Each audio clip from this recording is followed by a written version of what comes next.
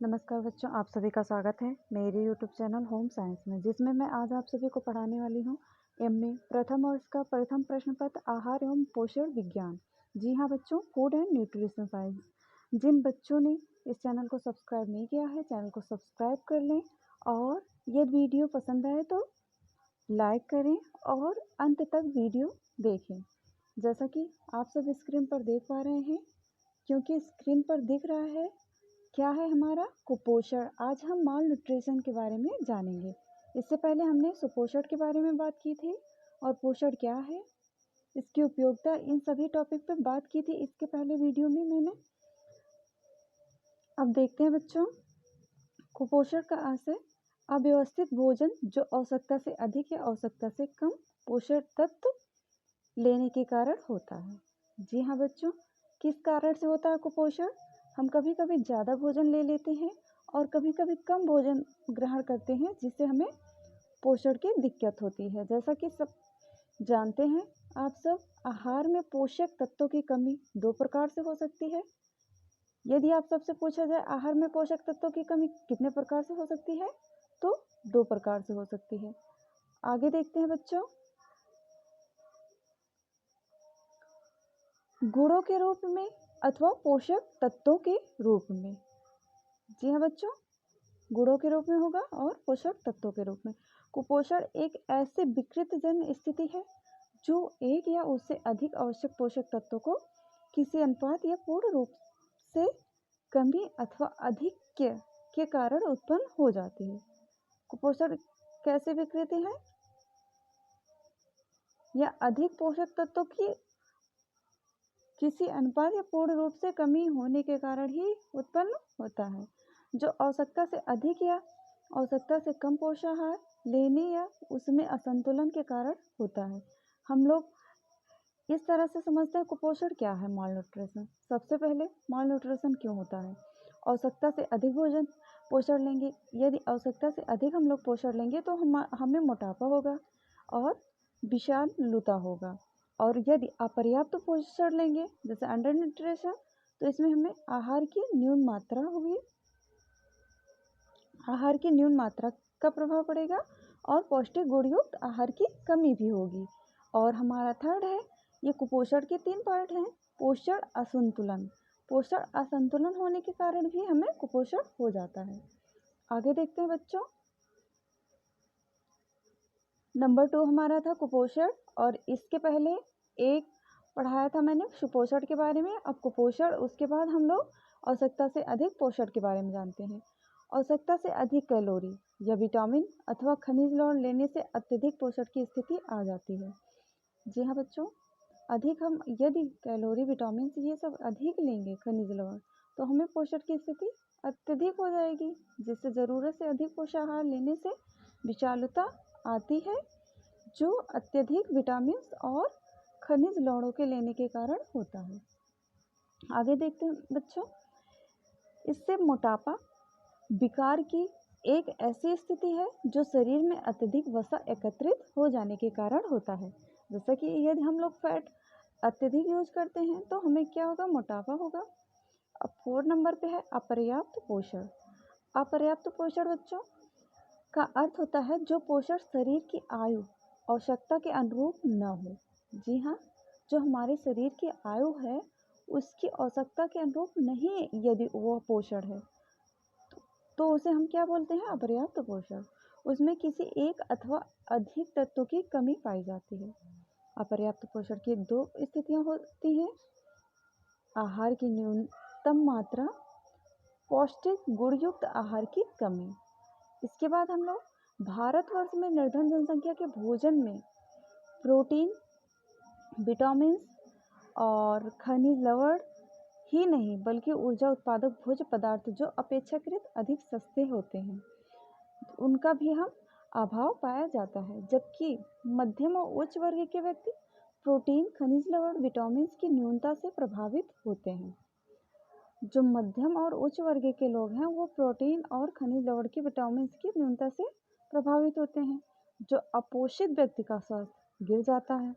और फिर क्या होता है, जो अपोषित व्यक्ति होता है, जो पोषित व्यक्ति नहीं होता है, उसका स्वास्थ्य गिर जाता है, उसे अनेकों बीमारियां हो जाती हैं तथा शारीरिक विकास रुक जाता है, उसके शरीर का विकास भी रुक जाता है। जैसे बच्चे को अगर बच्चा का पोष पोषक नहीं ठीक है, पोषण नहीं ठीक है उसके भोजन में, खान पान में, तो उसका शारीरिक विकास रुक जाता है, व्यक्ति में आलस होता है, निर्बलता व चिढ़ता आ जाती है।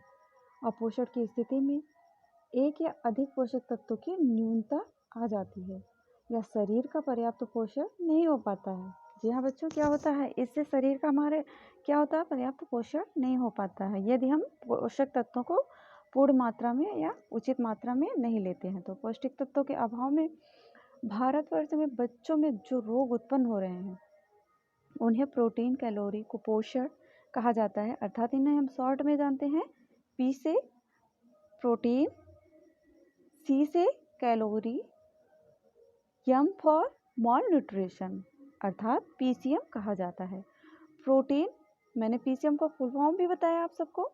प्रोटीन कैलोरी कुपोषण की बच्चों में दो स्थितियां प्रायः देखने को मिलती हैं। यदि बच्चों में एक बच्चा है जिसके अंदर प्रोटीन और कैलोरी की मात्रा कम हो जाती है या तो उसमें क्या पाया जाता है, क्वाइश-योरकर नामक रोग पाया जाता है। क्वाइश-योरकर नामक रोग किस में पाया जाता है, बच्चों में, और मैरास्मस रोग भी बच्चों में पाया जाता है, जैसे आम भाषा में हम लोग इसे सूखा रोग भी बोलते हैं। आगे देखते हैं बच्चों, भारतवर्ष में कुपोषण तथा अपोषण के प्रमुख कारण। जी हाँ बच्चों, क्या है, main reason of malnutrition and undernutrition in India. दूसरे देशों की अपेक्षा भारत में व्यक्ति बहुत अधिक कुपोषित या अपोषित है। जी हाँ बच्चों, यह तो हकीकत बात है, क्योंकि भारत में अत्यधिक व्यक्ति कुपोषित और अपोषित पाया जाता है, क्योंकि कुपोषण तथा अपोषण के ही कारण हमारे देश में मृत्यु दर अधिक है। यदि आप सब उठा के देखेंगे मृत्यु दर को, तो अपने देश में, इंडिया में अधिक मृत्यु दर पाई जाती है, क्योंकि व्यक्ति अधिक दुबले पतले होते हैं, कमजोर व अविकसित होते हैं तथा अधिकतर व्यक्ति रोगग्रस्त रहते हैं। स्वास्थ्य की इस स्थिति के प्रमुख कारण निम्नलिखित हैं, जैसे कि नंबर 1 पे है खाद्य पदार्थों का अभाव। जी हाँ बच्चों, भारत कृषि प्रधान देश में यदि कृषि प्रधान देश होने के बाद भी भारतवर्ष में किसान देश की संपूर्ण जनता है, आप सबको पता है, पर क्या होता है, पदार्थ उत्पन्न नहीं कर पाते हैं। जनता के लिए क्या होता है, पदार्थ उत्पन्न नहीं कर पाते हैं। उपज कम होने के कारण खाद्य पदार्थों का मोल अधिक हो जाता है, जिससे जो गरीब लोग हैं वो अपना पेट कैसे भरे। आगे है हमारा बच्चों, जैसा कि आप सब देख पा रहे हैं, यदि मैं आप सब शॉर्ट में देखेंगे और इसके अंतर्गत आप सब लिख सकते हैं, इतने टैलेंटेड हैं क्योंकि आप सब एमए कर रहे हैं। तो दोषपूर्ण भोजन, यदि मैं इन सभी के अंतर्गत और डिटेल में देखती हूँ तो वीडियो लंबा हो जाता है, इसलिए मैंने शॉर्ट में ये नोट्स किया है। जैसे कि नंबर 2 पे है दोषपूर्ण भोजन। दोषपूर्ण भोजन वह भोजन होता है, जैसा कि मैंने आप पे बात पे, ये सभी हैं दोषपूर्ण भोजन के अंतर्गत आते हैं। जैसे अनुपयुक्त भोजन, अनुपयुक्त भोजन जैसे भोजन की मात्रा तथा आयु, मौसम, शारीरिक तथा व्यावसायिक रूप से के अनुरूप न होना, यही हमारा कुपोषण होता है। नंबर 2 है असंतुलित भोजन। असंतुलित भोजन के सभी तत्वों की उपस्थिति न होना। असंतुलित भोजन में क्या होता है, सभी पोषक तत्वों की उपस्थिति नहीं होती है, जिसके कारण हमारे शरीर का पोषण नहीं हो पाता है। और गरिष्ठ भोजन बच्चों, ये मोस्ट है। गरिष्ठ भोजन क्या होता है, अत्यधिक गरिष्ठ भोजन शीघ्र पच नहीं पाता है। जैसे कि आपने आवश्यकता से अधिक भोजन ग्रहण कर लिया, जिससे पाचन संबंधी दोष उत्पन्न होता है। अनियमित भोजन, नियम पूर्वक प्रतिदिन समय पर भोजन न ग्रहण करना, इससे भी हमें अपच हो जाता है। नियमित रूप से नहीं भोजन करते हैं, जिससे हमें पोषण नहीं मिलता है। और नंबर यह है असंयमित भोजन।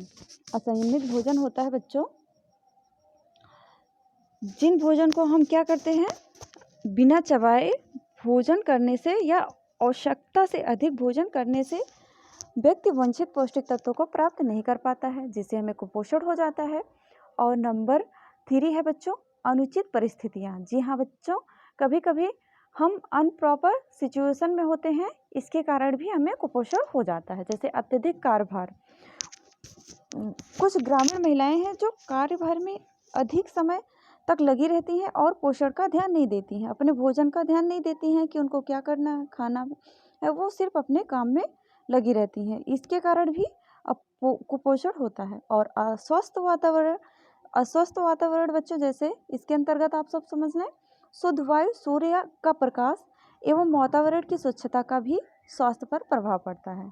और जिसके कारण क्या होता है, अस्वस्थ वातावरण के कारण क्या होता है, पौष्टिक तत्वों की कमी पाई जाती है और इसका प्रभाव पड़ जाता है बच्चों, जिससे व्यक्ति कुपोषित हो जाता है। जिन बच्चों ने चैनल को सब्सक्राइब नहीं किया है, चैनल को सब्सक्राइब कर लें। और आगे देखते हैं बच्चों, नींद में कमी। जी हाँ, पूर्ण नींद नहीं लेने से भी हमें कुपोषण होता है।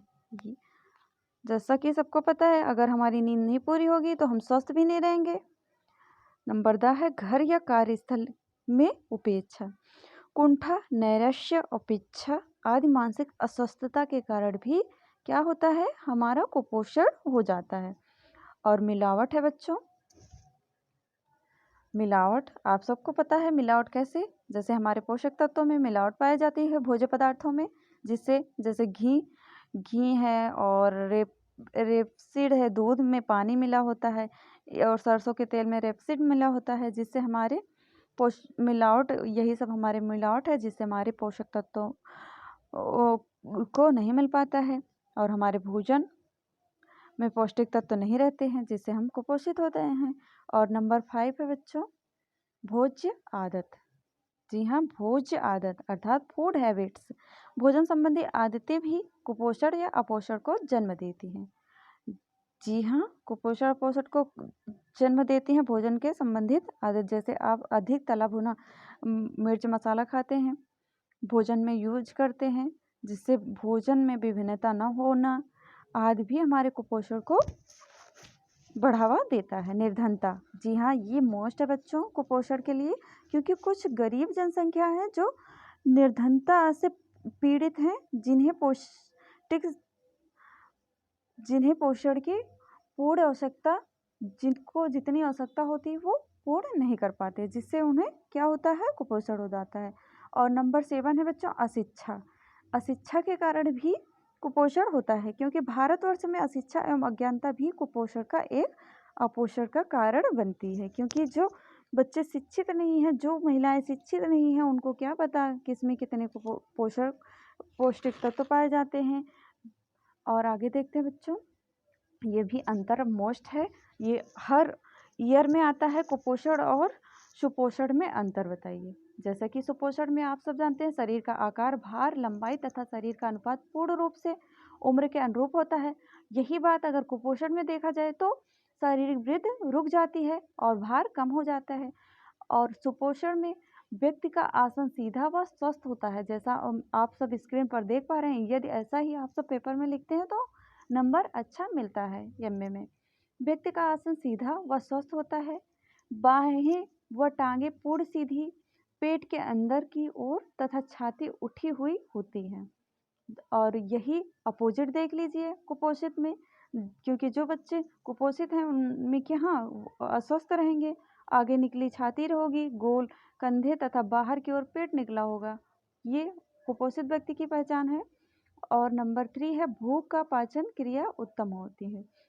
और इसी में कुपोषण में भूख कम होती है, अधिकतर अपाचन रहता है।